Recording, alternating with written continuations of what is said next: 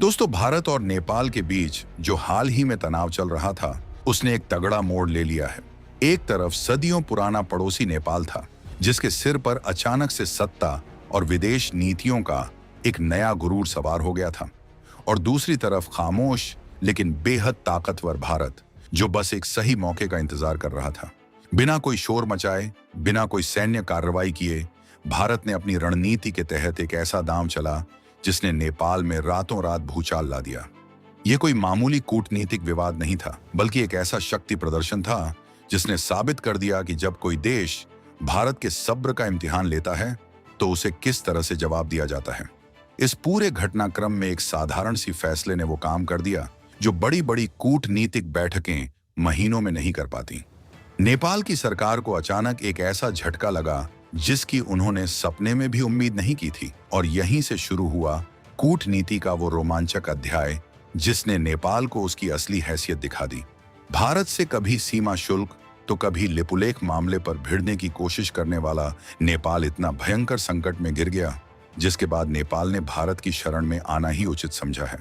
नेपाल की नई बालेंद्र शाह सरकार ने अचानक एक ऐसा रास्ता पकड़ लिया था जो सीधे तौर पर एक खतरनाक और गहरे खड्डे की तरफ जा रहा था।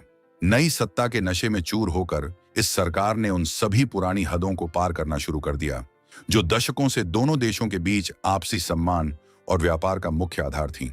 भारत के लिपुलेख, काला पानी और लिम्पियाधुरा जैसे अभिन्न हिस्सों को अपने नए नक्शे और नए नोटों पर छापने की जो दुस्साहसिक हरकत नेपाल ने की, उसने दिल्ली में बैठे नीति निर्माताओं की त्योरियां चढ़ा दी। इसके साथ ही भारतीय सामानों पर मनमाने ढंग से भारी सीमा शुल्क थोपने का जो नया सिलसिला शुरू हुआ, वो साफ तौर पर एक सोची समझी उकसावे की कार्रवाई थी।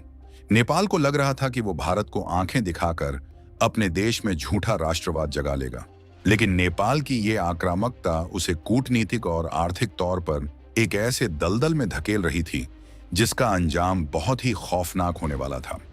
एक तरफ नेपाल भारत से बिना सोचे समझे पंगा ले रहा था, तो दूसरी तरफ उसकी अपनी अर्थव्यवस्था की जड़ें बुरी तरह से खोखली हो रही थीं।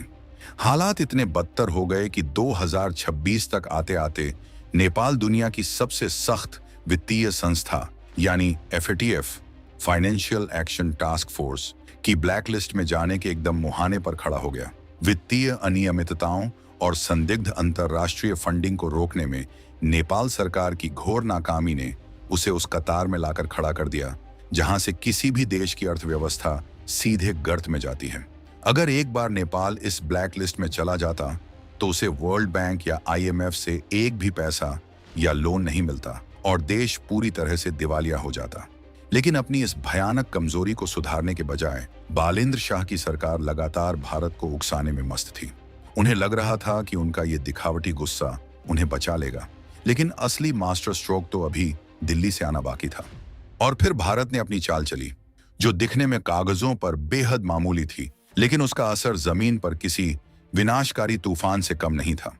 भारत के वाणिज्य और उद्योग मंत्रालय के सख्त निर्देश पर 1 मई 2026 से एक नया स्टैंडर्ड ऑपरेटिंग प्रोसीजर यानी काम करने का बिल्कुल नया और कड़ा नियम लागू कर दिया गया।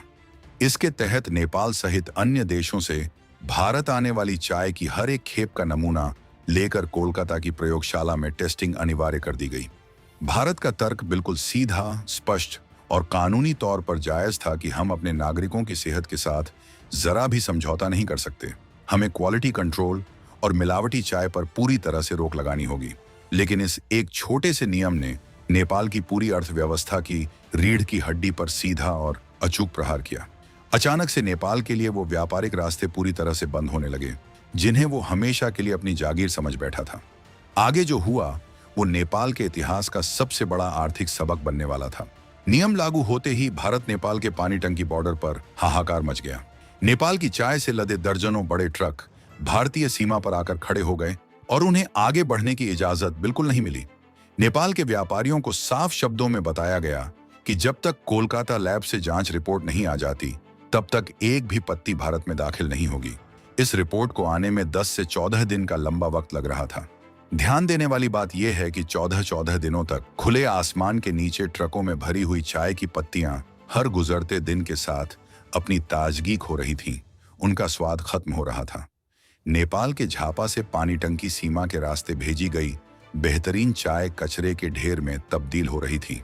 जो नेपाल कल तक भारत को अपनी शर्तें बता रहा था, आज उसके व्यापारियों के करोड़ों रुपए सड़क पर धूल फांक रहे थे। यह आर्थिक बर्बादी का वो खौफनाक मंजर था जिसने काठमांडू के हुक्मरानों के माथे पर पसीना ला दिया और उन्हें यह सोचने पर मजबूर कर दिया कि आखिर उन्होंने किससे दुश्मनी मोल ले ली है। हालात बेकाबू हो चुके थे और नेपाल का चाय उद्योग पूरी तरह से खत्म होने की कगार पर खड़ा था। नेपाल के सीमा शुल्क विभाग के बिल्कुल ताजा आंकड़ों के अनुसार चालू वित्त वर्ष 2025 से 26 के शुरुआती 9 महीनों में ही नेपाल का चाय निर्यात 19% तक भयानक रूप से गिरकर महज 2.89 अरब नेपाली रुपए पर सिमट गया था। टेस्टिंग का भारी भरकम खर्च और ऊपर से 14 दिनों की देरी ने नेपाली चाय के निर्यातकों की कमर पूरी तरह से तोड़कर रख दी थी। नेपाल को अब जाकर अपनी असली हैसियत समझ आ रही थी कि उनकी कुल अर्थव्यवस्था का एक बहुत बड़ा हिस्सा सिर्फ और सिर्फ भारतीय बाजारों की मेहरबानी पर टिका है।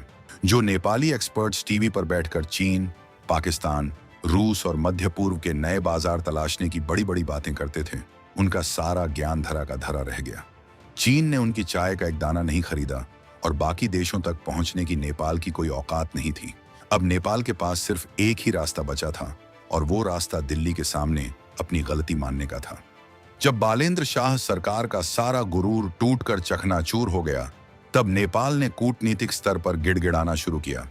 नई दिल्ली में स्थित नेपाली दूतावास के कार्यवाहक राजदूत सुरेंद्र थापा ने तुरंत भारतीय अधिकारियों से संपर्क साधा और हाथ जोड़कर इस फैसले को वापस लेने की मिन्नतें की।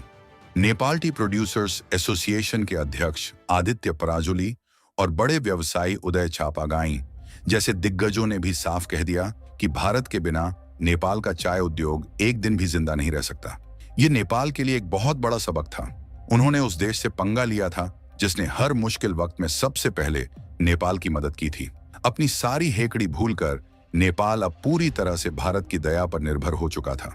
नेपाल का पूरा तंत्र बस इसी आस में बैठा था कि शायद भारत उनकी गुहार सुन ले। अब सबसे बड़ा सवाल यह था कि क्या भारत एक बार फिर बड़ा दिल दिखाएगा या फिर नेपाल को उसकी गलतियों की सजा भुगतने के लिए उसी हाल में छोड़ देगा। और यहीं पर भारत ने एक बार फिर साबित किया कि एक परिपक्व और महान शक्ति कैसे बर्ताव करती है। भारत ने अपने छोटे और कमजोर पड़ोसी देश को पूरी तरह से बर्बाद होने से बचाने के लिए 19 दिनों के उस कड़े एक्शन के बाद एक बार फिर बड़ा दिल दिखाया। भारत सरकार ने नेपाल की चिंताओं और उनके गिड़गिड़ाने को सकारात्मक रूप से लेते हुए टेस्टिंग के उन कड़े नियमों में डील दे दी। भारतीय चाय बोर्ड ने अनिवार्य टेस्टिंग की शर्त में बदलाव करते हुए साफ किया कि घरेलू बाजार में बिकने वाली नेपाली चाय को इस लंबी अनिवार्य टेस्टिंग से छूट मिलेगी। भारत के इस एक फैसले ने नेपाल की डूबती अर्थव्यवस्था को जैसे एक नई संजीवनी दे दी। रुकी हुई चाय की खेपें फिर से बॉर्डर पार करने लगी और निर्यात सामान्य स्थिति में लौटने लगा।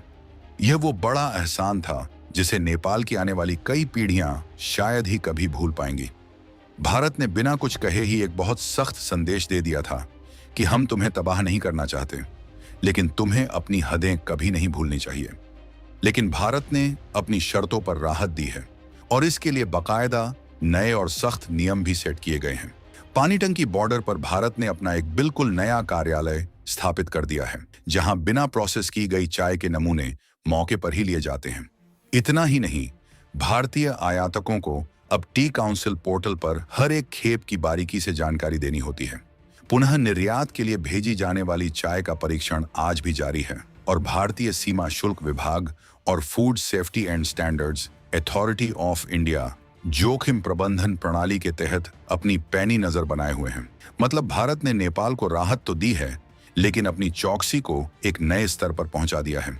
ये नया भारत है जो मदद जरूर करता है, लेकिन अपनी सुरक्षा और अपने नियमों के साथ एक रत्ती भर का भी समझौता नहीं करता। नेपाल के लिए ये नियम एक स्पष्ट चेतावनी है कि अब वो पुराने दिन लद गए जब बिना किसी नियम कानून के सब कुछ चलता रहता था। आगे कुछ भी गड़बड़ हुई तो अंजाम भुगतने के लिए तैयार रहना होगा। इस पूरी घटना ने विश्व कूटनीति में एक ऐसा उदाहरण सेट किया है जिसने सबको बता दिया है कि असली ताकत क्या होती है। नेपाल की सरकार ने जिसके भी बहकावे में आकर भारत के खिलाफ जो मोर्चा खोला था, उसका परिणाम उन्हें जमीनी हकीकत पर देखने को मिल गया। लिपुलेख के विवादित नक्शे को पास करके और भारतीय सामानों पर सीमा शुल्क लगाकर जो सरकार खुद को बहुत बड़ा सूरमा समझ रही थी, उसे एक साधारण सी चाय की पत्ती ने घुटनों पर ला दिया। अर्थव्यवस्था जब चरमराती है तो कोई भी फर्जी छद्म राष्ट्रवाद काम नहीं आता। नेपाल के आम नागरिकों और वहां के व्यापारिक संगठनों को भी अब यह बात समझ आ गई है कि उनके असली हित और उनका भविष्य किसके साथ जुड़ा हुआ है। नेपाल का अपना व्यापारिक तंत्र अब खुद अपनी सरकार की नीतियों पर सवाल उठा रहा है, क्योंकि जब व्यापार में नुकसान होता है तो उसकी भरपाई कोई बाहरी ताकत आकर नहीं करती, बल्कि वो देश की जनता को ही भुगतना पड़ता है।